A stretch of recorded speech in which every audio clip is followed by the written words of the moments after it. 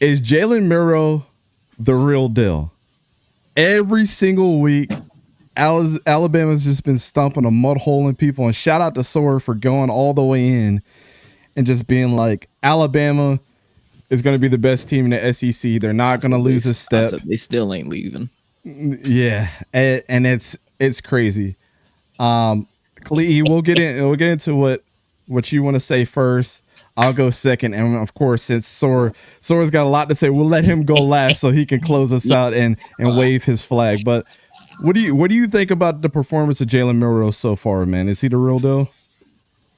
Short answer, absolutely. The eye test, right? It says that he is one of the best players in the country. Should be a Heisman contender right now. If the season ended today, you could make a very strong argument that he should be the Heisman winner, right?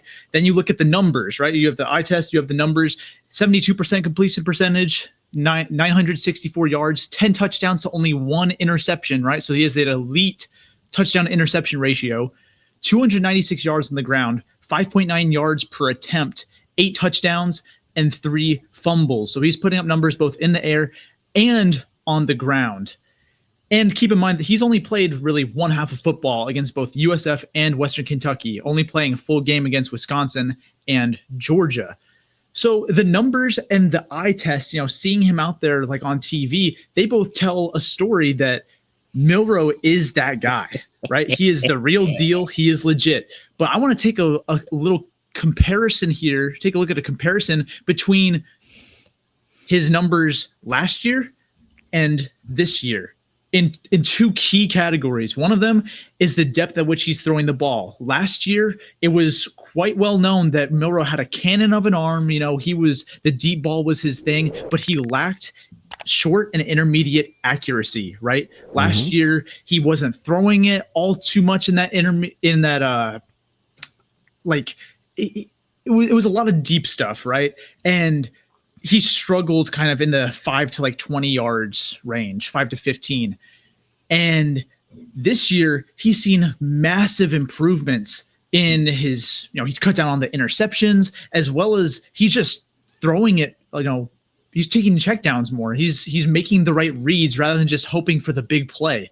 Last year, he threw 34% of his passes in the 0 to 9 yard range, and then 22% in the 10 to 19. And then this year so far, 38% in the short range and 18% in the medium range. And he saw a massive increase in the amount of passes he's thrown behind the line of scrimmage. So the scheme has changed a little bit, but Milroe has adapted to that scheme. That's a big thing that at least I had a concern about, was how does he adjust to this 𝗕𝘂𝘀𝗀𝗀𝗀 scheme that really relied on the timing and accuracy of Michael Penix last year? Well, he's kind of easing things up for Milroe, giving him a lot of shorter options. And not only is Milroe, taking those smart options, but he's being accurate. His completion percentage in these areas it's gotten much better. And then another big thing I want to look at is something he struggled with since he was in high school: pressure.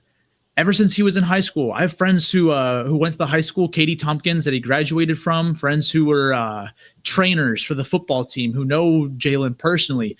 And ever since then, right, he struggled with pressure. He would get frazzled. We saw that against Texas when the Crimson Tide lost to them by double digits at home in 2023. When he was under pressure, he did not play particularly well. Well, now this year, he hasn't thrown a single interception while under pressure. He averages 11.4 yards per attempt and has thrown 2 touchdowns while under pressure. And I also want to say that 1 interception was because it bounced out of the receiver's hands. Facts. Right. And so when you look at that, it's really, he's not the one throwing interceptions. He's not to blame. And another key thing I want to look at. Just one second, 𝗕𝘂𝘀𝗀𝗀𝗀. I gotta address this comment, because you can't throw this out there and hold this against Jalen Milroe. a lot of the teams that you see up in the numbers and with passing yards, if we're talking about the major, let's see, 5 guys, Jackson Dart, they played 5 games. Cam Ward, Miami's played 5 games, and they haven't had a really good time running the ball at all. Josh Hoover and TCU, they don't run the ball at all, and they played 5 games. Garrett Nussmeier, their running game sucks, and he's been the one out there. They've played 5 games. Chandler Morris, they don't have a running game either. It's always been their passing game. They've played 5 games. So when you're comparing that he's 57th in passing out of 130 something schools, and they've played 1 less game, that's not a knock on Jalen Milroe, because if they would have played 1 less game, and like Khalid mentioned, he's only played 2 full games. Mm-hmm. Maybe I'm putting words in my mouth, but I'm saying like that comment that's coming off, I'm interpreting as that like, well, yeah, you could say all this, but he's 57th in passing. It's not a good reflection on what he's actually done at this point with the games that he's played in. And he's played some really tough games. That's taking all context out of the numbers. And this is why I'm going through the eye test, the raw numbers, and then in-depth statistics. Because if you just look at any one of them, it may not tell the whole story, right? Some players like a Jackson Dart could have amazing numbers, but there's context to those numbers. And two, if you really watch the tape, he may not be as great as those numbers would indicate. That's why looking at, watching him play, looking at the numbers, and these in-depth statistics are all really important, because together they tell a more complete story than any one of them would on their own. And so to continue with that, right, like Jalen Milroe has improved massively when he comes under pressure, right? Now, one thing that really helps is that he's under pressure a lot less. He was under pressure on 36% of his dropbacks last year and only 28% so far this year. That can be credited to the improvements along the offensive line. Now, you can also say, well, aren't teams blitzing less? Yes, they are blitzing less. They're blitzing around 5% less against Alabama so far this year. But keep in mind that there's a much greater difference between when he's actually pressured and not. So, it can't just be put on they're blitzing Alabama less. The Alabama offensive line is doing a better job, regardless of whether or not they're being blitzed, at protecting Milroe, giving him a clean pocket and not letting him get pressured. Milroe has improved in his his 2 greatest weaknesses last year, being under pressure in the pocket and then short and intermediate accuracy and efficiency. He's improved those. He looks great while watching him, and he has really good numbers so far. I think he would have my Heisman vote at this point if the season ended today. One thing that I did want to point out is actually more so a question for you, Khalid, is, and when you take a look back, is Jalen Milroe, is he helping the development of his receivers, or is he benefited from their talent? Like, is that something that we've yet to evaluate? Because a lot of people are going to say, you already know, oh, well, it's easy when you got a guy like Ryan Williams on your team. But, like, is it a push and pull effect, or is it truly one or the other? So what you want from a quarterback is for him to elevate those around him. And to me, that's what Jalen Milroe is doing. I would argue that that's what he did last year, right? Is when you look at, you look at some of the mainly the deficiency in the offensive line. What Milroe did last year, despite the offensive line being as terrible as it was, he was sacked 44 times. And you look at the difference in rushing efficiency between last year's running backs and this year's running backs. Like, I get that they're different guys, but and then the wide receivers, right? Like, you have a whole new group of people. You can't sit here and say that these new people who weren't starters last year who are starters now are suddenly the ones elevating Jalen Milroe, right? Because then what about those guys who were the starters last year who really struggled, who Milroe was the ones dragging them along, right? If you watch the games, even like going back to last year, you see that Milroe is the one, elevating others, not the other way around. And so now this year, right, he does have a better offensive line, which absolutely helps Milroe, no doubt about it. Yeah. But you don't do what Ryan Williams is doing, like using him as an example. Like, you don't do what he's doing by accident, right? You hardly ever see this kind of season from a true freshman wide receiver ever, especially not a 17-year-old who just reclassified and should be a senior in high school. He should be going to the homecoming dance and the prom in a couple months, right? Like, but instead he's out here lighting the world on fire. He scored a touchdown in every single game, but you don't do that by accident. You need to be extremely talented, yes, but you also need to be in a perfect environment. He has a great coaching staff with a great scheme, but he also has a great quarterback, right? You don't do this by accident if you're Ryan Williams. Jalen Milroe is a big part of that. And just look at what he offers in the running game as well. He leads the team in rushing. Well, he's actually tied with Jam Miller, but like, you don't do any of that by accident. Milroe is an incredible talent on his own. And just think of all that he opens up for his teammates because of his dynamic threat as a runner, right? He opens up things for the running backs in the running game because as a defense, you have to respect the quarterback and what he can do with his legs, right? You saw how he burned Georgia by getting outside on the edge on that long touchdown run he had in the first half of the game. Like, he is a weapon. And so by default, and also if you really get into the nitty-gritty of watching the games, you can see just by watching it and seeing what happens that Milroe is, while he is benefiting from a better offensive line, he is the one lifting up those around him and opening up holes on the defense for his teammates. Yeah, I think Jalen Milroe is interesting, right? Now, if you've watched my videos on players that I was wrong about this year, he was one of them. Like, I thought he was going to get benched for somebody else. I thought maybe 𝗕𝘂𝘀𝗀𝗀𝗀𝗀 was going to come in and find something with Austin Mack or Ty Simpson. And it ended up not being the case at all. And if anything, he helped him develop how to be more patient and see the whole field. Like, I saw some things on Twitter and some websites that I find statistics in, and he's improved by at least 5 percentage points of what he had did last year as far as his passing charts, right? From the left side to the right side of the field, behind the line of scrimmage, to the first line of defense, to 15 yards downfield, to 20 plus yards. He's improved everywhere. And you can see that. And one thing that always concerned me about him is, like, we get that you're a big kid. We get that you had a big arm. We get that you could throw it down the field as many times as you want to, but can you be accurate doing that? And I joke with you guys, and I said this in my video. Imagine if Jermaine Burton would have stayed one more year. Yeah, it would have been scary.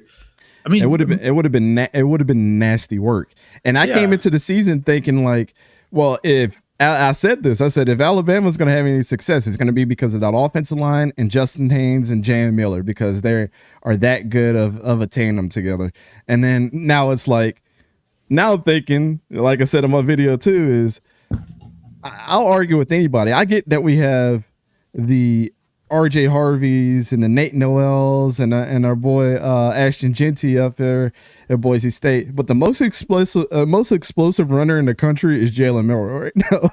I hate to say it, but it just is. Like, him in open space is absolutely outrageous. Nobody catches him, and he puts on a different type of speed. And so does Ryan Williams.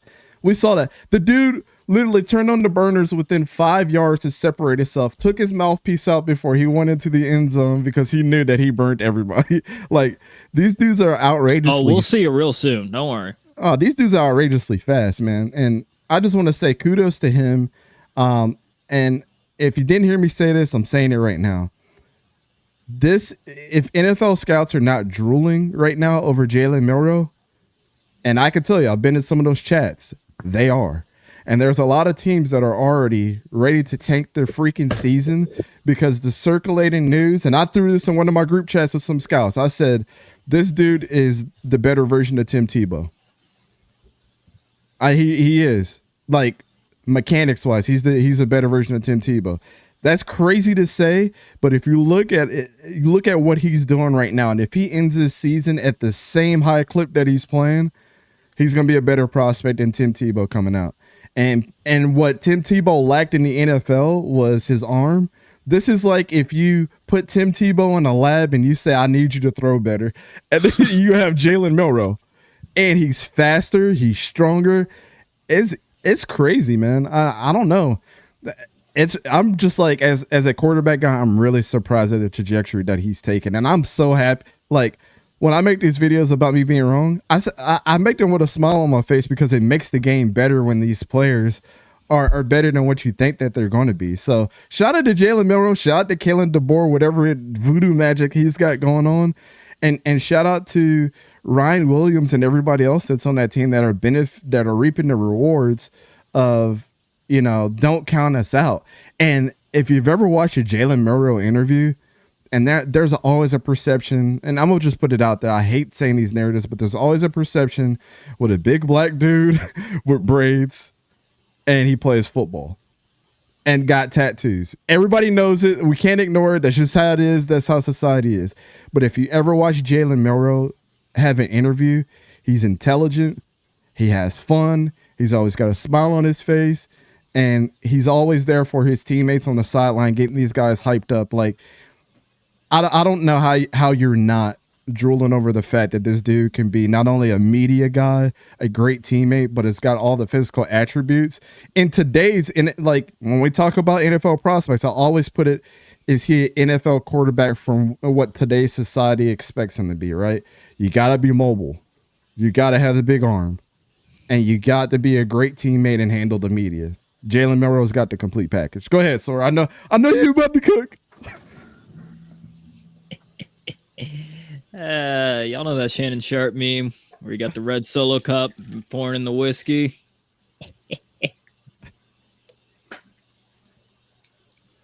That's what victory tastes like. Oh, I was called madman for saying that Alabama was not going to miss a step. I was called dumb for saying that they could potentially win the SEC. There's no way that Georgia will lose to any of these teams. Alabama, Texas, it don't matter. It matters. He said, it matters now. I'm about to make a name for myself here. It matters now. Oh, man. Listen, we talked about, we went through the stats of all that stuff with Jalen Milroe. 964 yards, only really playing in 2 games. The 1 interception bounced out of a receiver's hands. 5th overall in QBR with an 87.6. And not to mention rushing, he's already got 8 touchdowns. And is the leading rusher right now for Alabama, but he had 100+ rushing yards as well against Georgia, the #1 defense, and he only missed 5 passes, something along the lines of that against Georgia. Yeah, 6. I was 1 off. 6 and almost for 400 yards, and you look at it, and it's beautiful. It's a thing of beauty, and I knew that this was going to happen too. Because I said the best thing for Jalen Milroe would have been to get Kalen DeBoer. Because you look at what he did with Michael Penix Jr., who was a top 10 overall pick. You had 3 Washington receivers go in the top 3 rounds. You had offensive linemen go in the top 3 rounds. That's a Some great of them point. in the first round in general. That's a great point. And Kalen DeBoer was only there at Washington for 1 year and took them to the next. And Washington was 4-8 the previous year. And he brought Jeremy Bernard with him too. He did. That is one of the guys. That is one of the only guys that he brought over from Washington. Yes, he brought over some coaches. They then went to the NFL shortly afterwards. But still, the matter of the fact still stands. Kalen DeBoer is a reason why some of these guys, let's be real, in Indiana, who really thought Michael Penix Jr. was going to be a top 10 pick when he was in Indiana? We thought that. I don't even think people thought he was going to get drafted. He was too injury prone. They didn't think he was going to play football again. And it was solely because of that, too. It was solely because of that. Then he wins the Maxwell Award last year. He's in the national championship. Yes, he's hurt. Yes, they lose it. But Kalen DeBoer in 1 year turned Washington from a 4-8 to winning the Pac-12, winning the Sugar Bowl, beating top 10 Oregon twice, beating number 12 Oregon State, number 13 Utah, and number 24 USC. Kalen DeBoer knows a thing or two because, damn it, he's beaten a thing or two. This is beautiful. This is magnificent. And exactly, early on in that struggle, they didn't have their star left tackle, Proctor. So that's where you saw it. You saw some of those struggles in USF. But then when he got back in during Wisconsin, and you saw it now, and you'll even see it, because there's a What the Fuchs clip. Jalen Milroe has a clean pocket. majority of the time. And from what we saw last year, especially against the Texas game when he got benched, he was a runner first. Now we talk about pure athlete. You talk about like, shout out to Ashton Genty and all that with Jalen Milroe being like still the best runner. He's now looking more like a pure quarterback who can run when he needs to. He is exactly what the NFL is evolving into nowadays. You got to run when you got to, but you have to throw the ball. You have to stand tall in a clean pocket. And right now, that's Jalen Milroe. Jalen Milroe is your Heisman winner, and it's not even close. Ooh. It's not. Let me ask you a question. Go ahead. Did you have faith that Jalen Milroe was going to be this good from the start? Was there any reservations? I know you had Alabama, in my Alabama record prediction, the only loss I had was against Georgia in the regular season, not in the SEC championship game though. In the regular season, I still thought it was going to be close. And now, after seeing, when we went through this year, game by game, you saw what they looked like against Kentucky, and you've seen how Alabama looked. That's when I was like, you know what? I'm going to go with Alabama. But yes, ever since the beginning, I have said that Jalen Milroe will be a Heisman winner. When we did our record prediction, when we did our our 12-team playoff bracket, I had Alabama, Oregon in the national championship, and I said that Jalen Milroe was going to be a Heisman winner. So that's just to answer the question for those of them that haven't seen that video and didn't know. But why did you have faith that Milroe would be this good? Exactly. Again, everything that Kalen DeBoer did. I thought that the best thing that Nick Saban could have done was bench him. And you saw that he got better throughout the year. And I've even said before, on that 4th and goal against Michigan, it only was a QB run because it was a bad snap. If Alabama ties that game up, I do think they will win it in overtime. And I think that they could have won the Natty last year as well if it were not for that bad snap. Now you move on to Kalen DeBoer, who, like I went through all the accolades, had beaten all these top 25 teams multiple times last year, completely turned Washington around in 1 year. So yeah, I truly thought that Kalen DeBoer was the best thing to happen for Jalen Milroe. So, last question on this. I know we've been beating this dead. To answer Jeff's question, Jalen Milroe or Travis Hunter. Travis Hunter's not going to have as many wins on his team for him to win the Heisman. That's his only Achilles heel. But you can't deny a guy like Jalen Milroe either. And if you haven't watched Jalen Milroe, you need to go watch him. I mean, I get it's easy to be as good as Travis Hunter. Let's be honest, when you're targeted 20 times a game as well. I would say playing a cornerback position is more solely on him because he's not really dependent on anybody else to be good because there's nobody else that's really that great on that defense. So if he does get a lot of the votes, it's going to be because of that, because there's going to be a wide receiver in the country outside of him, and it might be Tedero McMillan that might be able to put it all together. That's going to come up and snatch the Biletnikoff trophy away from him. But I think it's Milroe. I wouldn't even say 100%. I would say 10,000% if he keeps this up. Now, my last question for this, is he better right now than what Jaden Daniels was last year? Ooh.